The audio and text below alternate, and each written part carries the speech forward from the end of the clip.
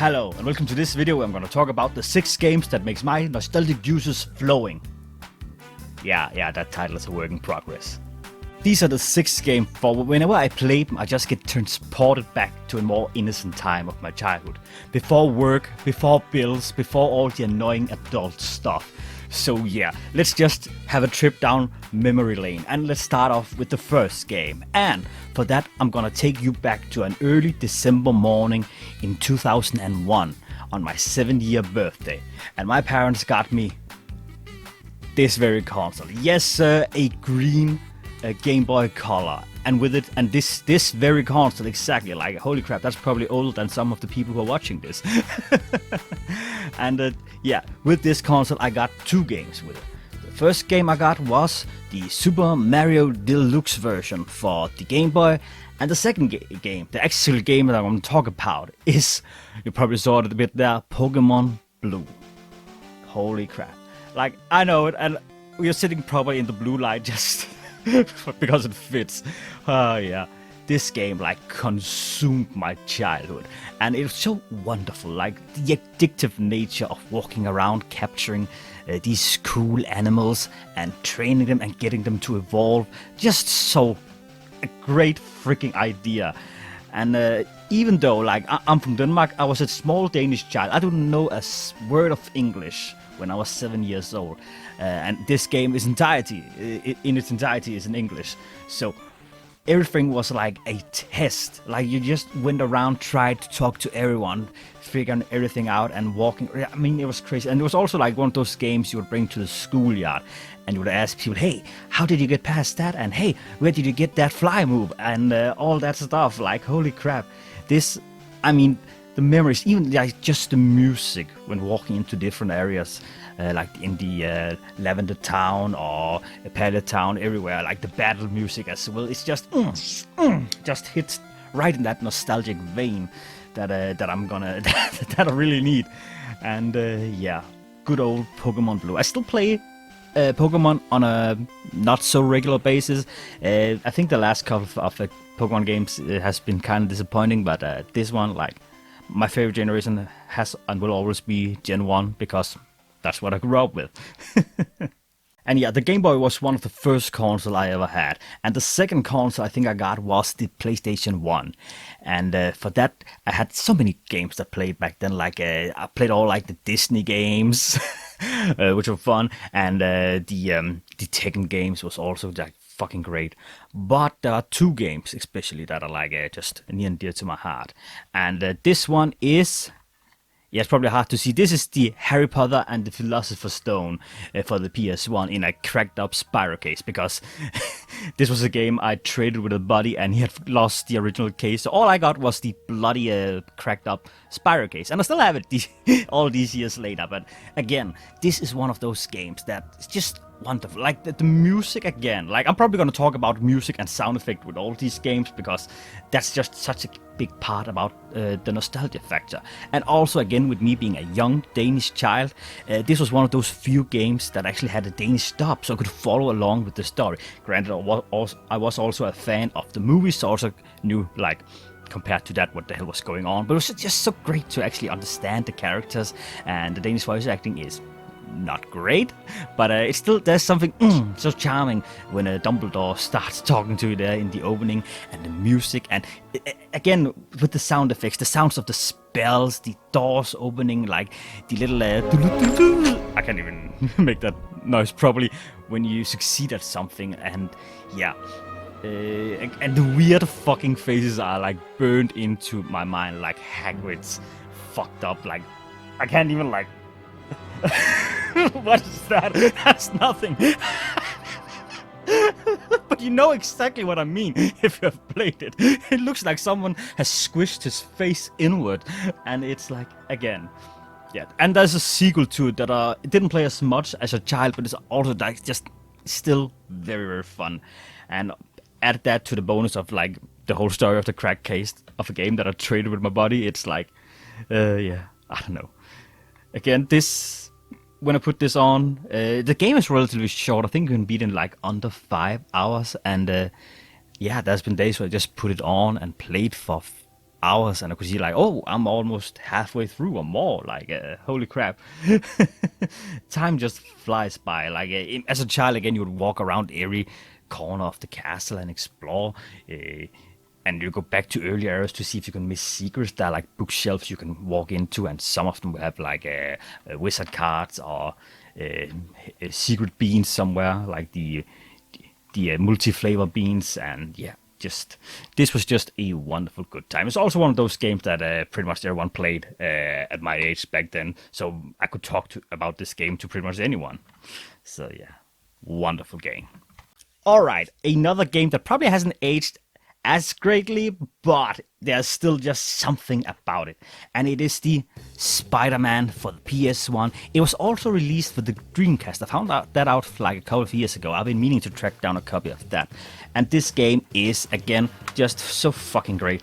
I remember, like, back in the day, like, the ability to swing around from, like, building to building or inside buildings and crawl on walls. It was just so liberating. You could do like pretty much anything you wanted. It felt like that at the time, and go everywhere you wanted. Again, it was like very linear levels, so it was not like today's Spider-Man games where you can just like go around an entire city.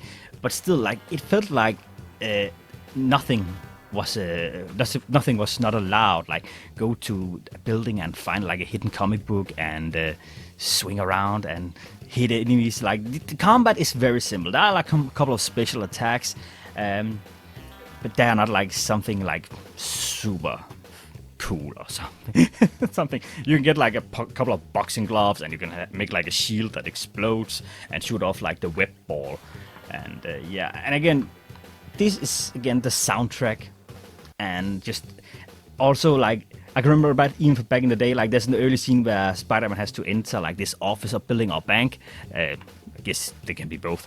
And he has to like break a window with his ball, and the timing of the window breaking and Spider-Man shooting off his web ball has always been off, and that's just, I don't know why, but I still just always get so happy with that.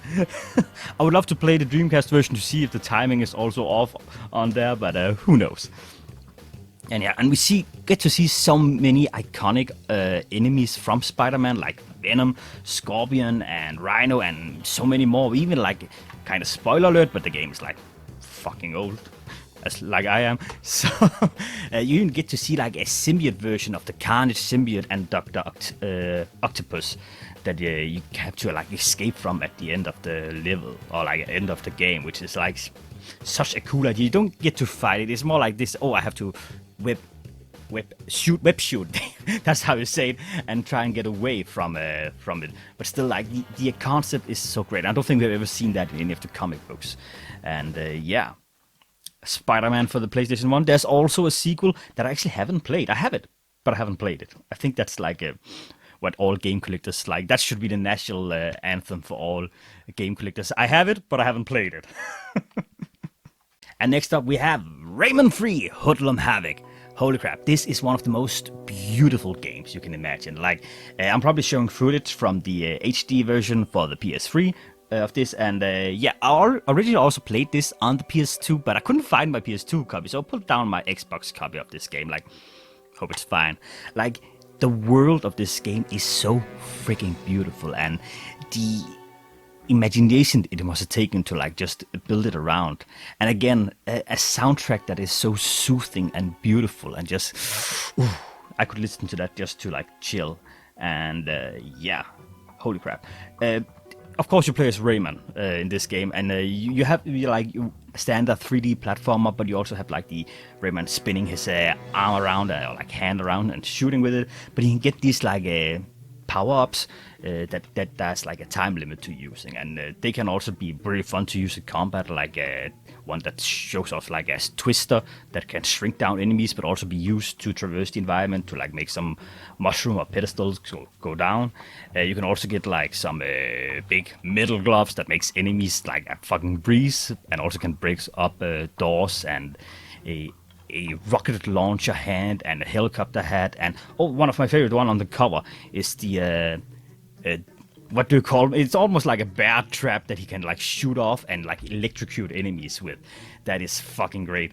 Yeah, and because there's like this time limit to the power-ups, there's also like that also is used in the gaming, because you might have to get the power-up and then quickly traverse through enemies to like use it to open up a certain door before time runs out, and it was just very fun.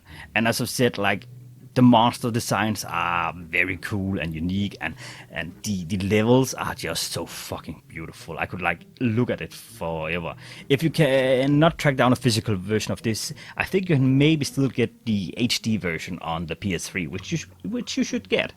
I think you can also get it for PC, but I don't think there's any controller support for it unless you like I don't know, one of them fancy people who can like hook it up yourself. I don't know. There are many people who are like a lot smarter when it comes to PCs than me. So yeah. Anyways, I really recommend this one. Like, holy crap. This was also just one of those games that I'll play again and again and again. And usually, because I really like the first part of the game, I'll usually just play through the opening again and again. And but the later parts are also kind of fun. There's this fun little boss battle against this swamp witch where you have to like run around a cauldron, and the lady will, the witch will try to pour some of the concoction from the cauldron onto you, and you turn into a toad, and you have to run around the cauldron to escape her. But if you're quick, you can actually do the reverse to her and make her into a toad and punch her then. And it's like, I don't know, that's just such a charm to this game. And yeah, it's never really left my mind since back then. So yeah, great game as well. All right, 2 more games. We are getting into like a more familiar territory. These are games I've talked about like a million times before on this channel. And yeah, so you can probably skip this if you've seen much of my content. But hey, if you if you don't care, like, hear me gush about these 2 games again. And of course, the first one is Ratchet & Clank Going Commando. I can remember this was another birthday game. Like, it was my 10-year birthday, and my parents had taken me to the mall and for Pizza Hut and all you can eat ice cream, and I mean, one of the best 10-year birthday a young boy can have. And I got a little birthday cash from my parents and some relatives, so I was also ready to spend some money on a game, and that game was Ratchet & Clank Going Commando. And when we got home that night, even though I was stuffed up from pizza and ice cream, I just played the crap out of this fucking game. Again, I don't want to keep talking about the music and the sound effects, but like that sound of the crates crashing and using your wrench and collecting the bolts, it just tickles me in all the right ways. And the weapons are so amazing. This is just a fun platformer, cool ass level designs. These weapons can get so freaking crazy the later you get into the game, and the combat is just fun as hell. If you haven't played any of the Ratchet & Clank games, I really recommend them. The best one, in my opinion, is... like, I would probably put this one in my top 2. Rift Apart is also really up there. I really love that one. And I'm willing to say part of this might be the nostalgia, but holy crap. You can... like, the first game is also good, but it's not... I don't think I would be a so big fan of this franchise if that had been my intro to the franchise. This was the first game I played in the Ratchet & Clank franchise, and yeah, I was blown away. And I still, like, even when I was recording like footage for for this video, even though I just probably wanted like to get like 30 minutes, I think I played like an hour and a half to 2 hours of it. I think I have like... no, it was an hour and a half of it, of the game, because I just kept playing. It's hard to let go once you start, and it's just so freaking fun. Alright, last game of this little top 6, another one of my all-time favorite games, and it is, of course, Dragon Quest VIII, The Journey of the Cursed King. This is, again, holy crap. Music, music and sound effects, whenever I hear that intro for like the menu, it just soothes me. And the sound of like also picking stuff up, or like gathering items and hearing the voices of the characters that you spent like countless hours with throughout my childhood. It was so amazing. There are like 3 games I ever played where I was like close to crying, and this is one of them. And it's not because there's like a super sad moment in it, it's because I was gotten to the end. I was about to finish a game that I spent countless hours on back then. And again, this is a game I played when I was not that great at English, so it was like much of like a trial and error. So I spent like probably 200 hours on my very first playthrough of this game, and I loved everything. And when I finally gotten to the end, it was like having to say goodbye to old friends, and I teared up. No shit. It's so embarrassing. And also, I got this game on a fucking whim. I had looked around on it, like, let me just see. I saw it actually in a bookstore. Where the hell is it? Yeah, as I said, I found this game in a bookstore, and I was like looking at it and like, oh, I like the art style. It's like that anime. I was reading like mangas and watching a little bit of animes back then, and I recognized the name on the back. I recognized the name on the back. Akira Toriyama. I probably didn't say that completely right. Anyways, and I recognized as the creator of Dragon Ball, and I was like such a Dragon Ball fan back then, and so I had to have this game. Just on a whim. I didn't know anything about it. I just had to have it because I saw his name on it, and I thought some of the characters looked cool. And I assumed it was going to be like a hack and slash game back then, so I was like so disappointed when I came home and found out it was like a turn-based RPG. But because I'm a child and I can only not afford that many games, I had to play it. There was nothing else to play, because when you bought a game, you had to play it. And I'm so glad I did, because I was consumed with it. It took a couple of hours, but I just started really loving both the combat and getting new items. There's nothing more satisfying than being stuck at a certain area and then leveling up and buying like a stronger weapon and armor and just be able to tear through enemies that gave you problem earlier. That's just so fucking fun. And again, the characters are so charming. Yang is one of my favorite video game characters ever. I love the design of him. I love to have, like, he's just very loyal friend. Like, he was a bandit that you befriended, like the main character, the hero, who is like basically just you inserted, and King Trode and his daughter, the little troll guy and the horse is just, I mean, the story is amazing, and it soothes my heart when I play this. And I wish they would make like another remake. I know they made the 3DS one, but I'd like to have it on like the big screen, like on a PS5 or like hell, even a Switch, whatever, docked, of course. Like, come on, give this game like some more love. This definitely deserves it. And yeah, this has been 6 games that just tickle my nostalgia bone. Yeah, I don't know about the title for this video. I guess that's something I have to figure out later. But oh yeah. So yeah, please let me know in the comment section what some of your nostalgic games are. I would love to hear like the games that just make you happy and forget all the troubles of the world. So hey, please let me know. And hey, did you like this video? It's kind of new also with the setting with the blue lights and all that shit. I don't know if it looks awful. It looks kind of good on the my phone where I'm recording, but it might look like crap as soon as I put it up on the PC. I've tried that so many times when something looks good as I record it and looks like crap when I upload it. But yeah, I'm gonna figure that out. Thank you all for watching. Have a great day.